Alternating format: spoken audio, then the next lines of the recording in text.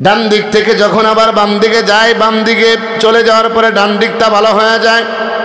এইভাবে প্রতিনিয়ত তার সাথে আচরণ চলছে।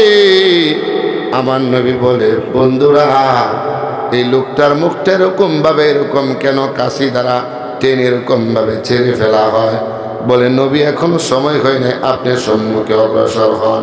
এই হইল স্বপ্নের 1 নাম্বার ধাপ। আবার কিছু দূর যাওয়ার পর আল্লাহর হাবিব দেখতে পাইলেন একজন লোক জাজিমের উপর শোয়া লোকটার পাশে পাথর নিয়ে একজন ব্যক্তি দাঁড়ানো ব্যক্তি, যে ব্যক্তিটা শোয়া আছে, বাবাজি আমার পাথরটা নিয়ে তার মাথার মধ্যে এমন জোরে মারতে দেরি হয়, তার মাথাটা এরকমভাবে চূর্ণ বিচূর্ণ হয়ে যায়, ফিনকি দিয়া রক্ত বের হয়। পাথরটা যখন আবার কুড়ায় আনার জন্য যায়, আবার তার মাথাটা এরকমভাবে ঠিক হয়ে যায়। এই হইল স্বপ্নের 2 নাম্বার পয়েন্ট, 2 নাম্বার ধাপ। আল্লাহর হাবিব বলে, বন্ধুরা এই লোকটার মাথাটাকে কেন চূর্ণ বিচূর্ণ করা হয়, এটার ব্যাখ্যা কি? বলে, ইয়া রাসূলুল্লাহ, ইয়া হাবিবাল্লাহ, নবী গো এখনো সময় হয় নাই গো নবী, আপনার সম্মুখে অগ্রসর হন। আল্লাহর হাবিব কিছু দূর যাওয়ার পর দেখতে পাইলেন বিশাল বড় একটা চুলা, আগুনের একটা তন্দুর। আপনারা দেখবেন বাজারের ভিতরে তুন্দুলের রুটি বিক্রি করা হয়। রুটির এরকম চুলাটার উপরটা হইল চিকন, ভিতরটা হইল মোটা। বিশাল বড় একটা আগুনের চুলা, আগুনের চুলার ভিতরে অর্ধ উলঙ্গ নারী এবং পুরুষরা, তাদের কিরকম ভাবে আগুন দেয়া তাদেরকে জ্বালানো হচ্ছে। মহিলারা যেরকম ডাউল পাক করলে তেজপাতাগুলো বগলাইতে নিচ থেকে উপর দিকে উঠিয়া যায়, আবার বাজান আবার নিচের দিকে নামিয়া যায়। নবীজি দেখলেন কিছু অর্ধ উলঙ্গ নারী এবং পুরুষরা ওই আগুনের চুলার ভিতরে তাদেরকে জ্বালানো হয়। তাদেরকে এরকম ভাবে একবার উপরের দিকে উঠিয়া যায়, মনে হয় যেন চুলা থেকে পড়ে যাবে, কিন্তু তারা বাহিরে না পড়া আবার বাজান আমার ভিতরে চলে যায়। এই হলো স্বপ্নের 3 নাম্বার পয়েন্ট। আল্লাহর নবীজি বললেন 1 নাম্বার 2 নাম্বারের ব্যাখ্যা দিলেন না, 3 নাম্বারের ব্যাখ্যা দাও। বলে, এখনো সময় হয় নাই, সম্মুখে অগ্রসর হন। কিছু দূর যাওয়ার পর আমার নবী দেখলেন বিশাল বড় একটা রক্তের নদী। রক্তের নদীর মাঝখানে একজন ব্যক্তি রক্ত পান করতেছে, রক্ত এরকম ভাবে খাচ্ছে, রক্ত পান করে একবার নিচের দিকে ডুবিয়া যায়, আবার এরকম ভাবে উপরের দিকে উঠিয়া যায়। যখন রক্তের মাঝখানে যে ব্যক্তিটা হাবুডুবু খাচ্ছে, রক্ত পান করতেছে, এই লোকটা যখন তীরে বিরার চেষ্টা করে, কানিতে আসার চেষ্টা করে, পাশে একজন ব্যক্তি দাঁড়ানো, তার সামনে অনেক বড় বড় পাথর আছে। ওই পাথর নিয়া ওই ব্যক্তির মুখ বরাবর এরকম ভাবে মারিয়া দেয়। মারিয়া দিতে দেরি হয়, লোকটা আবার এরকম রক্তের নদীর মাঝখানে চলে যায়। নবীজি বললেন এইটার ব্যাখ্যা দাও। বলে, সময় হয় না। এই হলো স্বপ্নের 4 নাম্বার পয়েন্ট। কিছু দূর যাওয়ার পর আল্লাহর নবী দেখলেন একটা বৃক্ষ, এই বৃক্ষের নিচে একজন কালো মানুষ, আগুনের হিট, আগুনের তাপ শুধু বাড়াইতেছে, লোকটার চেহারা কালো। এবার বললেন এই লোকটাকে, বললেন এখনো সময় হয় নাই আপনি। হইল 5 নাম্বার। আর একটু সামনে যায় দেখে একটা বৃক্ষ, বৃক্ষের নিচে একজন সুন্দর মানুষ, সুন্দর চেহারাওয়ালা মানুষ, ছোট্ট ছোট্ট বাচ্চা, ওই বাচ্চাদেরকে নিয়ে কোরআনে কারিমের তালিম দেয়। কন্যা আল্লাহু আকবার। সুন্দর করে কোরআনে কারিমের তেলাওয়াত দেয়। হলো 6 নাম্বার স্বপ্নের পয়েন্ট।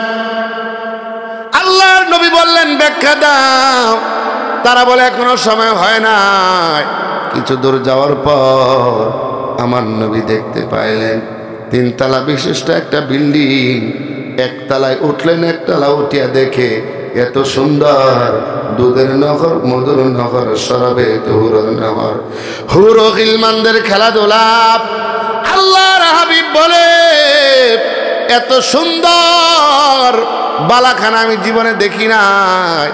এই হইল 7 নাম্বার। 8 নাম্বার, দ্বিতীয় তলায় যখন উঠলেন নিচতলা থেকে দ্বিতীয় তলাটা আরো বেশি সুন্দর। এই হইল 8টা। এবার উপর তলার দিকে আল্লাহর নবীজিকে বললেন উপরের দিকে তাকান। উপরের দিকে তাকাইয়া নবী দেখলেন নিচের 2 তলা থেকে উপর তলাটা আরো বেশি সুন্দর। নবী বলে ও বন্ধুরা আমি ওই জায়গার মধ্যে যাব। তারা বলে নবী গো এখন আপনার সময় হয় নাই, সময় হলে আমার আল্লাহ আপনার জন্য ওই জান্নাত রিজার্ভ করে রেখেছেন। সুবহানাল্লাহ। এই হইল একটি স্বপ্ন। স্বপ্নের ধাপ হলো 9টা। যেহেতু ঘুমায়া ঘুমায়া আপনারা স্বপ্নই দেখতেন, এই জন্য নবীজির একটা স্বপ্নই বুখারী শরীফ থেকে বললাম। স্বপ্নটা বেহেশতি জেওরের ভিতরে আশরাফ আলী থানভী নব্বরাল্লাহু মারকাদাও এনেছেন। আশরাফ আলী থানভী বেহেশতি জেওরের ভিতরে এনেছেন। এখন আসুন এই স্বপ্নের 9টা পয়েন্টে একটা মুমিনের জন্য, একটা মুসলমানের জন্য এই 9টা পয়েন্টের প্রত্যেকটা পরতে পরতে আপনি আমার জন্য শিক্ষণীয় আছে বাজান। এবার 2 জন ফেরেশতা সারা রাত্র ঘুরানোর পর ডান দিকের ফেরেশতা ডাক দেয়া বলে ওগো নবীজি আমি হইলাম জিবরাইল, আর বাম দিকের ফেরেশতা উনি হইল মিকাইল। আচ্ছা বুঝলাম বন্ধুরা, তোমাদেরকে চিনলাম, কিন্তু রাতের বেলা ঘুরায়া ঘুরায়া আমারে যে দেখাইলা একজন ব্যক্তির এরকম ভাবে মুখটা এরকম ভাবে কাঁচি দ্বারা টেনে ছিঁড়ে ফেলা হয়, বাম দিক দিয়া ডান দিক দিয়া ছিঁড়ে বাম দিকে গেলে আবার ডান দিকটা ভালো হয়ে যায়, বাম দিক থেকে ডান দিকে আসলে বাম দিকটা ভালো হয়ে যায়। এই লোকটাকে এবার জিবরাইল বলেন হাবিব ওই লোকটা হইল আপনি নবীর উম্মত, যারা দুনিয়াতে থাকিয়া মিথ্যা কথা বলতো, মিথ্যা কথার আশ্রয় যারা নিত। ওগো নবীজি যারা দুনিয়াতে থাকিয়া মিথ্যা কথা বলতো, কথায় কথায় উঠা বসা দরবারের মধ্যে, এলাকার মধ্যে, সমাজের মধ্যে যারা সর্বদা মিথ্যা কথার কেনাবেচা করতো, তাদেরকে আলমে বরজখের ভিতরে ঢুকাইয়া তাদের চওয়ালগুলো এরকম ভাবে টেনে ছিঁড়ে ফেলা হবে নাউজুবিল্লাহ। এই জন্য আল্লাহ সুবহানাহু ওয়া তাআলা কোরআনে কারীমের ভিতরে বলেন মা ইয়ালফিযু মিন কাওলিন ইল্লা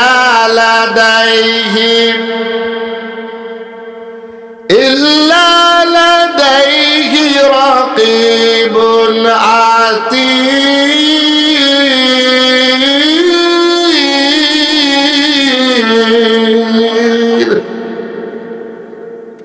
আল্লাহ বলে বান্দা, এ বান্দা তুমি যখন জবান থেকে কোনো আলফাজ, বান্দারে জবান থেকে যখন কোনো জুমলা, জবান থেকে যখন কোনো আলফাজ কোনো শব্দ বের করো, এ বান্দা এই শব্দটা বের করতে দেরি হয়, শব্দটা কথাটা বাক্যটা জুমলাটা ফেরেশতারা লিখতে, ফেরেশতারা রেকর্ড করতে একটা সেকেন্ড একটা মুহূর্ত দেরি হয় না। কথা বলেন ঠিক কি না? এই জন্য বাবাজি আমার রাগ করতেছেন নাকি? এই জন্য বাবাজি আমার মিথ্যা ছাড়তে হবে, সত্য বলতে হবে। আমার জীবন যা কারাক, আমাকে মনে হয় জবাই করা হোক, আমাকে হত্যা করা হোক, সমাজের লোকেরা আমাকে মনে হয় না দেখতে পারো, কিন্তু আমার জীবন যতদিন আছে সত্যের উপরে থাকবো। বিজয় দান করার মালিককে। আল্লাহর নবীজি হাদিসের ভিতরে বলেন মান সামাতা নাজাত, যা চুপ থাকে সে নাজাত পায়। আল্লাহু আকবার। আল্লাহর নবী বলে উম্মত আল মুসলিমু মান সালিমাল মুসলিমুনা মিন লিসানিহি ওয়া ইয়াদিহি। নবী বলে হে উম্মতের দল, প্রকৃত মুমিন হলো ওই ব্যক্তি যার জবান এবং হাত থেকে তার প্রতিবেশীরা নিরাপদে থাকে। কথা বলেন ঠিক কি না?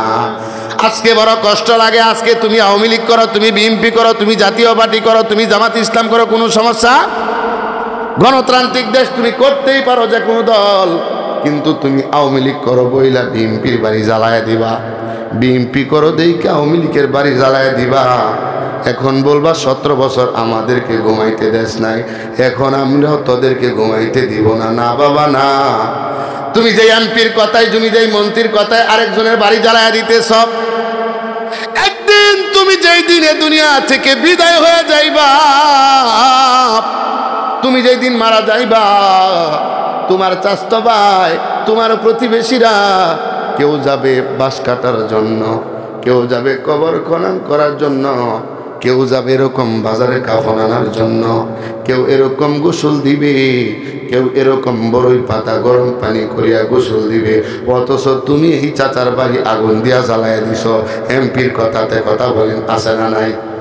এই জন্য বাবা দল যেটাই করেন না কেন, সাবধান, আপনি যদি পরিপূর্ণ মুমিন হন, আপনার জবান থেকে, আপনার হাত থেকে আপনার প্রতিবেশী যদি নিরাপদ না হয়, আপনি যত বড় নামাজি হন না কেন বাবা, আপনি পরিপূর্ণ ঈমানদার, আপনি পরিপূর্ণ মুমিন হতে পারবেন না। কথা বলেন ঠিক কিনা?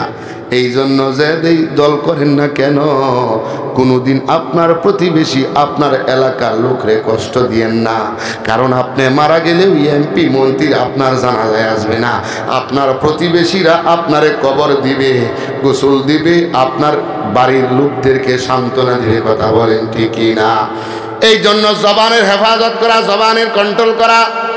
আল্লাহ সুবহানাহু ওয়া তাআলা কোরআনে কারীমের ভিতরে অনেক জায়গার ভিতরে জবানের হেফাজত করার কথা বলা হয়েছে। আল্লাহর নবীজি বলেন, সিবাবুল মুসলিমি ফুসুকুন ওয়া কিতালুহু কুফরুন। নবীজি বলেন, কোন অশ্লীল কথাবার্তা বলা, কোন গালিগালাজ করা, সিবাবুল মুসলিমি ফুসুকুন, এইটা হলো ফাসিকি, ওয়া কিতালুহু কুফরুন, কাউকে অন্যায়ভাবে হত্যা করা হইল কুফরি। নাউজুবিল্লাহ। কি আজীব মানুষ কি হয়ে গেছে! টাকার জন্য, ক্ষমতার জন্য, টাকা পয়সার জন্য, লোভের জন্য একই দলের মানুষ সে পদ পাবে, সেই পদ পাওয়ার জন্য আবার তার প্রতিবেশী ভাইকে মারে। একই দলের মানুষ আসেন। কি দুনিয়াতে আসলাম? কয়দিন বাঁচবে, কয়দিন থাকবো এই দুনিয়াতে? আর এই পদের জন্য, টাকার জন্য, বাড়ির জন্য, জমির জন্য আপন ভাইকে মারতেছে। আসেন না? তাইলে বাবা যে আমার আল্লাহ সুবহানাহু ওয়া তাআলা এক নাম্বার কথা হলো, নবীজি এক নাম্বার, নবীজিকে জিবরাইল জানাইলেন, যারা দুনিয়াতে মিথ্যা কথা বলে তাদের এরকম গালগুলোকে টেনে এরকম ভাবে ছিঁড়ে ফেলা হবে। তাইলে আজ এই মজমা থেকে আমরা যারা এসেছি, আমার বাবাজিরা কেউ নিয়ত, সকলে ইনশাআল্লাহ আমরা নিয়ত করব, আমরা সত্য কথা কে কে বলবো? হাত উঠে দেখে। ইনশাআল্লাহ সত্য কথা বলবো তো ইনশাআল্লাহ। আল্লাহ তাআলা কবুল করুক, বলে না আমিন। যারা সত্য কথা বলবে, নবীগণ, সিদ্দিকগণ, শুহাদাগণের সাথে তারা জান্নাতে থাকবে। জোরে বলতে হবে সুবহান। এরপরে আল্লাহ সুবহানাহু ওয়া তাআলা 2 নাম্বার বললেন, যে লোকটাকে জাজিমের উপর শুয়াইয়া পাথর দ্বারা মাথাটাকে চূর্ণ বিচূর্ণ করা হয়, ওগো নবীজি, এই লোকটা হইল আপনি নবীর উম্মত, যারা দুনিয়াতে থাকিয়া আলেম হয়েছে, কোরআন হাদিস শিক্ষা করেছে, কিন্তু এই কোরআন অনুযায়ী এরকম ভাবে আমল করে না, রাতের বেলা আমল করে নাই, এরকম ভাবে কোরআন অনুযায়ী সে এরকম ভাবে চলে নাই। এই লোকটাকে আলমে বরজখের ভিতরে ঢুকাইয়া বেআমল আলেম। এই জন্য আমার মনের ভিতরে, সকলের আগে আমার মনের ভিতরে ভয়। আমি যে বক্তা হইলাম, আমি যে রাতের বেলা ওয়াজ করি, আমি যে ওয়াজ করলাম, আমি যদি আমল না করতে পারি, আমি আপনাদেরকে জান্নাতের দিকে ডাকলাম, কিন্তু আমি বক্তাই নিজে আমল করতে পারলাম না। আমি এই ওয়াজটাকে বানাইলাম টাকা কামাই করার জন্য, আমি দুনিয়া কামাই করার জন্য ওয়াজ করি, কিন্তু আমি নিজের ভিতরে কোনো আমল করি না। কাল কিয়ামতের দিন আল্লাহ ডাক দেয়া বলবে, এই লোকটা দ্বীন ইসলামকে বিক্রয় করছে, এই লোকটা জাহান্নামের আগুনের কেসি দ্বারা এই লোকটার জিহ্বাটাকে কেটে দেওয়া হোক, এই জন্য আপনারা যে ভয়ে আছেন, এর থেকে বেশি ভয় আমরা যারা বয়ান করি। আরে আমরা আপনাদেরকে কত সুন্দর করে বয়ান কইরা শোনাই। এমনও লোক আছে যারা বক্তার বয়ান শুই না তারা জান্নাতি, বক্তা হইল জাহান্নামী। আল্লাহ যেন আমারে এমন বক্তা হওয়া থেকে হেফাজত করেন, বলেন আমিন। এই জন্য বাজান আমার, কে কত বড় আলেম, কে কত বড় বুজুর্গ আল্লাহ দেখবেন না, আল্লাহ দেখবেন বান্দার আমল কেমন আছে। বান্দার আমল যদি ভালো হয়, বান্দার সাথে আল্লাহর মুআমালাত মুআশারাত ভালো হবে। আমল যদি খারাপ হয়, আমি বক্তা হয়ে এরকম ভাবে জাহান্নামে যাব। কথা বলেন ঠিক কিনা? এই জন্য বাবাজি আমার, যেই আলেম বেআমল আলেম, সারা রাত্র ওয়াজ করলাম, ফজরের নামাজের কোনো খবর নাই, নফলের কোনো খবর নাই, আমলের বেলায় কোনো খবর নাই, কিন্তু অনেক সুন্দর করে আপনাদেরকে বুঝাইলাম। আমার ভিতরে যেন আল্লাহ আমল দান করে, কোন আমিন। আল্লাহ যেন শ্রোতাদের ভিতরে আমল দান করে, বলেন আমিন। এই জন্য আমাদের বড় বড় বুজুর্গানে দিন, বড় বড় মুরব্বী ওলামায়ে কেরাম, আমাদের হাফিজ হুজুর রহমাতুল্লাহ আলাই, উনাকে দাওয়াত করছেন। হাফিজ হুজুর রহমাতুল্লাহ আলাই মার্কাটা নাকি আসি কই পারবেন? বট গাছ মার্কা। বলেন কি মার্কা? বট গাছ। হুজুরে লালবাগ মাদ্রাসা থেকে একজনের দাওয়াত দিছে এক বাড়িতে। তো হুজুর আসছে, অনেক আগের কথা। হুজুর আসছে, হুজুর আসার পরে হুজুরে 500 টাকা হাদিয়া দিছে। কত হাদিয়া জোরে বলেন? 500 টাকা আর ওখানে 1 লাখ টাকা, এরকম সমান। তো লালবাগ কেল্লার মোড় থেকে ওই বাসায় আসতে মাত্র রিক্সা ভাড়া হইল 2 টাকা। কয় টাকা জোরে বলেন? বলতেছে হুজুর, হুজুর এইটা বলি 500 টাকা কেন দিচ্ছেন? বলে এইটা হুজুর আপনার রিক্সা ভাড়া। কি ভাড়া বলেন? রিক্সা ভাড়া। হুজুরে ওই বিল্ডিংতে খানা খায় নাইমা রিক্সার মাঝে উঠছে, নাইমা লালবাগ মাদ্রাসা থেকে সামনে নাইমা ওই যে 500 টাকা যে নোটটা আছে, এটা রিক্সার ড্রাইভারের দিছে। হুজুর কত রাখতাম? কত না, এটা তোমার। এটা কার? জোরে কন। তোমার। ওই হুজুর 500 টাকা তো দেখছি না হুজুর, কারণ প্রতি ডেলি কামাই করি 5 টাকা 10 টাকা। হুজুর 500 টাকার নোট, আমরা গরিব মানুষ, এটা বাংলা কই ভাই? বাংলা লাগতো না, বাংলা টাকা দরকার, এটা তোমার। হুজুর কি কোন আপনি কি মানে বুঝতেছেন, আপনি কি ভুল বলছেন নাকি? না, যেই লোকে দিছে সেই লোকে বললা দিছে। এটা কি ভাড়া বলেন বাজান? কি ভাড়া? রিক্সা ভাড়া, কারণ এটা তোমার হক, এই জন্য তোমার দেব। এই জন্য মুফতি আমির রহমতুল্লাহ আলাই এরকম ভাবে আমাদের শায়েখ মরহুম চরমনায় পীর সাহেব হুজুর রহমতুল্লাহ, লোক ছিল কালো, কিন্তু তারা দিল থেকে আধা ঘন্টা কথা বলতেন, আধা ঘন্টা 20 মিনিট কথা বলতেন। মানুষের দিলের ভিতরে এটার এমন একটা তাসির করতো, এমন একটা অ্যাকশন করতো, মানুষ পরের দিন নামাজি হয়ে গেছে। আসলে জোরে বলেন, নামাজি হয়ে গেছে। আল্লাহ আমাদেরকে আকাবিরে নকশে কদম মুরব্বী উলামায়ে কেরামের সোহবতে থেকে আমাদেরকে দিনের কথা বলার তৌফিক দান করেন, বলেন আমিন। তাহলে 2 নাম্বার হলো মাথাটা চূর্ণ বিচূর্ণ করা হয় বেআমল আলেম। যে আলেম হইল, কোরআন শিখলো, কিন্তু আমল করে নাই, আল্লাহ ওই আলেমের মাথাটাকে চূর্ণ বিচূর্ণ করা হবে। এই হইল স্বপ্নের 2 নাম্বার ব্যাখ্যা। 3 নাম্বার ব্যাখ্যা হলো, ওই যে এরকম ভাবে একটা বিশাল বড় আগুনের চুলা, আগুনের চুলার ভিতরে বাবা অর্ধ উলঙ্গ নারী এবং পুরুষদেরকে ঢুকাইয়া এরকম ভাবে তাদেরকে আগুন দিয়া জ্বালাইতেছে। আল্লাহর হাবিব বলতেছেন, এই জিবরাইল কেন তাদেরকে জ্বালানো হয়?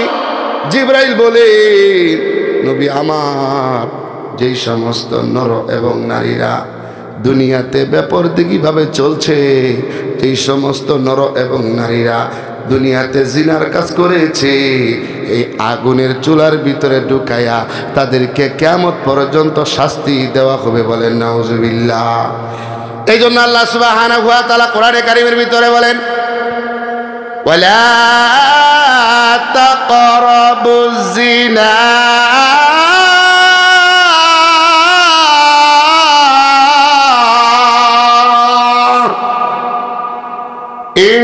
ইন্নাহু কানা ফাহিশাতাও ওয়া সাআ সাবিলা।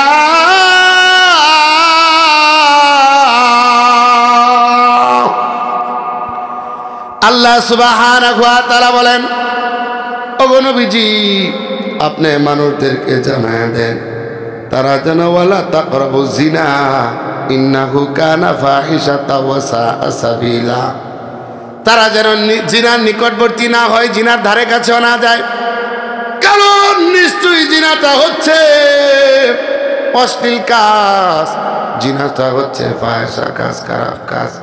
আজকে বাজানা আমার সমাজের ভিতরে জিনার ব্যাপক প্রচলন, জিনাটাকে সহজ করা হয়েছে, বিবাহটারে কঠিন করে দেওয়া হয়েছে। কথা বলেন ঠিকই না?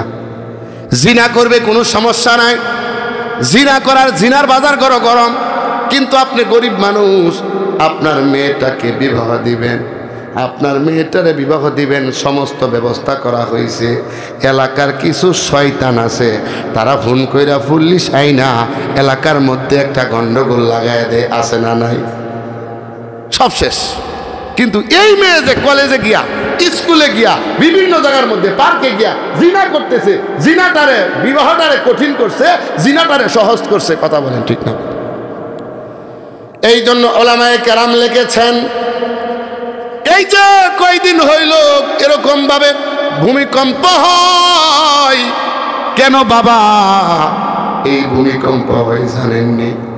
আমার নবী বলেন সমাজে যখন 4 প্রকার, বলেন বাবা কয় প্রকার? সমাজে যখন 4 প্রকার গুনাহ বেড়ে যাবে, সমাজে যখন 4টা কাজ গুনার কাজ যখন বাজান বেড়ে যাবে, তখন এই সমাজের ভিতরে, তখন এই রাষ্ট্রের ভিতরে আল্লাহ ঘূর্ণিঝড় দেন, আল্লাহ সিডর দেন, আল্লাহ ভূমিকম্প দেন। 1 নাম্বার হইল, যে রাষ্ট্রের ভিতরে, যে এলাকার ভিতরে জিনা হয়, ব্যভিচার হয়, জিনা হয়, ব্যভিচার হয়, ওই রাষ্ট্রের ভিতরে আল্লাহ ভূমিকম্প দেন। এই জন্য বাজানা আমার, নিজের ছেলেকে নিয়ন্ত্রণ করা, নিজের মেয়েটার এরকম ভাবে নিয়ন্ত্রণ করা। 1 নাম্বার হলো সমাজে জিনা বেড়ে গেলে, দেশের মধ্যে জিনা বেড়ে গেলে। 2 নাম্বার হলো সমাজে মদ পান, যখন মদ পান করা যখন বেড়ে যায়, তখন ওই রাষ্ট্রের ভিতরে, দেশের মধ্যে আমার আল্লাহ সিডর দেন, আমার আল্লাহ ঘূর্ণিঝড় দেন, আমার আল্লাহ ভূমিকম্প দেন। 3 নাম্বার হলো যে রাষ্ট্রের ভিতরে এরকম ভাবে মহিলারা গান বলে, এরকম ভাবে অশ্লীল গান হয়, খারাপ গান হয়। 4 নাম্বার হলো যে রাষ্ট্রের মধ্যে নাচানাচি হয়, এরকম ভাবে উলঙ্গপনা, বেহায়াপনা, কাপড় পরিয়া এরকম ভাবে নাচানাচি করে। এই 4টা গুনার কাজ যখন বাজান আমার সমাজের ভিতরে বেড়ে যায়, নবী বলেন ওই রাষ্ট্রের ভিতরে, ওই দেশের ভিতরে আল্লাহ ভূমিকম্প দেন। কথা বলেন ঠিকই না? এই যে ভূমিকম্প আসে, এটা আমাদের হাতের কামাই। আল্লাহর কাছে বেশি বেশি পরিমাণে তওবা করতে হবে। এই জন্য বাজান বুঝতেছে আপনাদের কষ্ট হইতেছে। এই জন্য হলো এরকম 4 কারণে এরকম ঘূর্ণিঝড় হয়।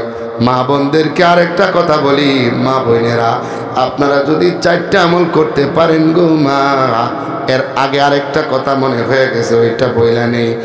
এরকম ভাবে যারা সমাজের ভিতরে আছে, অনেকে পরকিয়া করে। কি করে জোরে বলেন? পরকিয়া মানে বুঝেননি?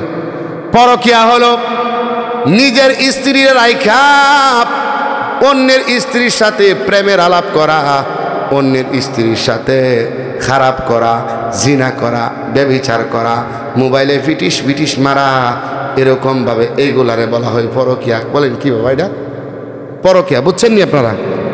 পরকিয়া হইল নিজের স্বামী রাইখা অন্য পরপুরুষের সাথে সময় দেওয়া, অন্য পরপুরুষকে ভালোবাসা, নিজের স্বামীর মতো তার সাথে ব্যবহার করা, এই হলো বাবা পরকিয়া। আজকে সমাজের ভিতরে এই পরকিয়া নামক গুনাহ, এই পরকিয়া নামক পাপ আছে না নাই? মোবাইল, এই যে মোবাইল আসছে, এই মোবাইলে যে এত পরিমাণে ক্ষতি করছে, আর কোনো কিছু এত পরিমাণে ক্ষতি করে না। কথা বলে ঠিক আছে? এই মোবাইল আসলে এটা মোবাইল নেট, হলো বাইল। জোরে বলেন কি? বলেন, কথা বলেন, এটা কি বাইল? এক বুড়া বেড়া আমার আর কষ্ট হইতেছে বেশি। এক বুড়া বেটা বলতেছে বিবি সাহেব রে, বিবি সাহেব গো, তোরে বিয়া করে তো আমি ঠকছি। ঠকছেন মানে আজকে 35 বছর পরে এই গপ্প কে লেগে? আমার বাতিজারে দেখলাম, বাতিজা যে বিয়া করছে নতুন টনটন একটা বউ আনছে, আনার পরে এই বউয়ের বাড়িতে মানে বউয়ের বাপের বাড়িতে একটা মোবাইল দিছে, একটা হুন্ডার দিছে। কথা শুনেন কি শোনা যায় না কথা? না বাবা এটি করেন না, দেখেন কথাটা কি, একটা মোবাইল দিছে, একটা হুন্ডার দিছে, আরো কিছু টাকা পয়সা ফার্নিচার দিছে। বিবি সাহেব রে বলতেছে, বিবি সাহেব তোরে তো বিয়া করে ঠকছি, যদি আচ্ছা বিয়া করতাম তাইলে মোটামুটি একটা ভালো কিছু পাইতাম। সব বাদ, হুন্ডার বাদ, গাড়ি বাদ, ফার্নিচার বাদ, সব বাদ, তোর আব্বারে কইস খালি একটা মোবাইল দিত। কি দিত জোরে কন? আরে আপনি বুইরা মানুষ, বুইরা বসে মোবাইল দেখে না, আমার বাতি যাওয়া ঠেলে আমার মন চাইছে ঠেলতাম। ঠেলা মানে বুঝিনি, মোবাইল দিয়ে ফুলাফানতে দেখবেন খালি আমি ধাক্কা, কি করে আঙ্গুলটা ধাক্কা। আরেকদিন আমার মসজিদের সামনে দেখি ফুলাফানতে হাতের মাঝে মোজা লাগাই লইছে। কি লাগাই লইছে? হাই দেখা কই কি পরিমাণ দুষ্ট হয়েছে, হাতের মাঝে মোজা লাগায় পরে ঠেলতেছে। মোজা কে লেগে হুজুর এটা ঠেলতে ঠেলতে এত ব্যথা করে, মোজা লাগাইলে একটু মানে অ্যাকশনটা ভালো হয়ে যাবো। বুইরা গে কইতাছে একটা ঠেলতাম, সবাই মঞ্চা ঠেলে আমরা ঠেলাম। কয়েকটা ঠিক আছে, বাহের বাদ দিয়া কইতাছে আব্বা গো, বুইরা বয়স আমের জিয়ের জামাই বলে মানে মোবাইল কিন্তু মন চাইছে। বাচ্চা যা একটা কষ্ট মষ্ট করে একটা মোবাইল এনে দিছে। এনে দেওয়ার পরে বিবি সাহেব মাঝে মধ্যে যখন মুরব্বী যখন মসজিদে যা, তখন বিবি সাহেব মাঝে মধ্যে মোবাইলটা টিপে। আবার কোনো সময় মসজিদে যখন নিয়ে যা, এমন গান বাজা শুরু হয়েছে, মুয়াজ্জিন সাহেব ব্যবস্থা করুন।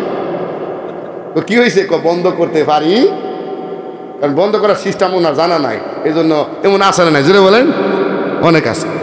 এবার যাওয়ার পরে মসজিদে যাইয়া শেষ করতেছি, লাইনে আনতেছি বাজান।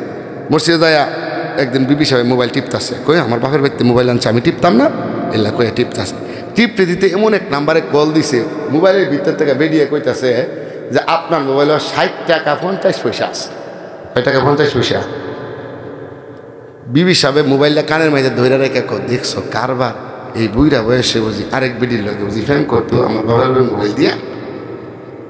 বেড়া যখন মানে কাজের তে আসছে, জিজ্ঞাসা করছে কি খবর, কত বড় সাহস আপনার আমার বাপের বাড়ির মোবাইল দিয়ে বুইরা বয়স আরেক বেডির লোকে কথা কোন সাহসটা কেটা দিচ্ছে? না বিশ্বাস করো, এটা আসলে আমি কারোর সাথে কথা বলি না, এটা মোবাইলে কম্পিউটার সফটওয়্যারের মাধ্যমে ওই কথাটা মহিলারা বলে। মহিলার কণ্ঠ কোনটা আর পুরুষের কণ্ঠ কোনটা আমি বুঝি না। আপনি যদি বেডির লোকে কথাই না কইতেন, মহিলার লোকে কথা না কইতেন, তা আমার ঘরের খবর বেডি জানে কেমনে? আমার ঘরে যে 60 টাকা 50 পয়সা আছে, এই খবর বেডি জানছে করতে। আপনি অবশ্যই তার লোকে কইছে। আচ্ছা এটা কইছে না এটা মোবাইলে কইছে? আচ্ছা বলেন দেখি, মোবাইলে কি সংসারের মাঝে শান্তি আনছে না গজব আনছে? বাজান গজব আনছে। যৌতুকের সংসারও শান্তি না গজব। তাইলে সর্বোপরি শেষ কথার দিকে আসছি, যারা পরকিয়া করে 3টা শাস্তি হয়। বলেন কয়টা শাস্তি দুনিয়াতে? 1 নম্বর শাস্তি হলো যারা পরকিয়া করে, 1 নাম্বার হলো বাবা তাদের চেহারার মধ্যে কোনো নূর থাকে না। কি থাকে না বলেন?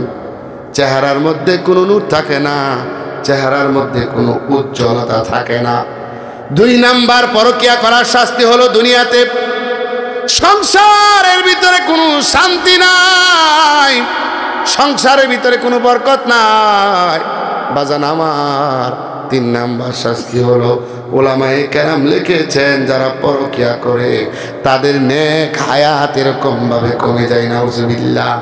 তাহলে যারা আসছেন আল্লাহ তাআলা সকলকে যেন জিনা থেকে বেঁচে থাকার তৌফিক দান করে বলেন আমিন।